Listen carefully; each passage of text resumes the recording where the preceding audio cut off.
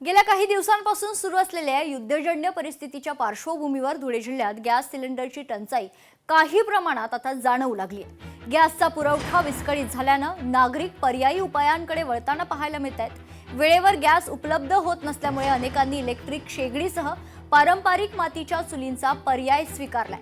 त्यामुळे धुळे शहरातील कुंभार गल्लीत मातीच्या चुलींच्या विक्रीत मोठी वाढ झाली आहे। वाढत्या मागणीमुळे कुंभार बांधव दिवस रात्र चुली बनवण्यात व्यस्त झालेत।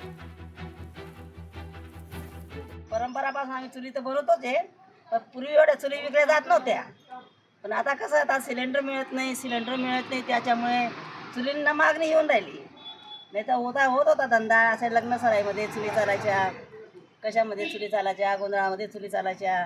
आता सिलेंडर मिळत नाही त्याच्यामुळे चुलींचं प्राधान्य येऊन राहिलं आम्हाला। आता पण माती मिळत नाही आम्हाला वेळेवर, आम्हाला मातीची व्यवस्था करायला पाहिजे।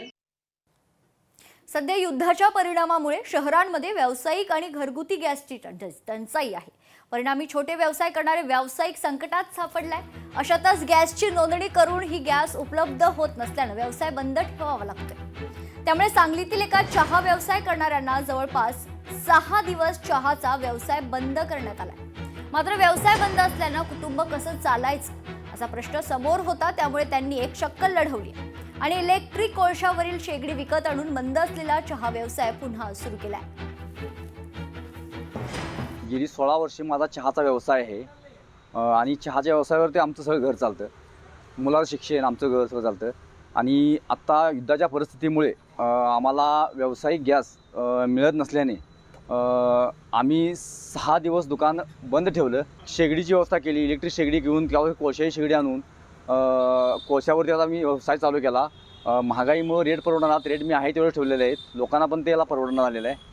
आणि यामुळे काहीतरी सरकारनं एकतरी सिलेंडरची व्यवस्था करावी, नाहीतर कुठला दुसरा पर्याय काहीतरी व्यवस्था करावी। लोकशाही मराठी ऐका, पहा, जागरूक रहा।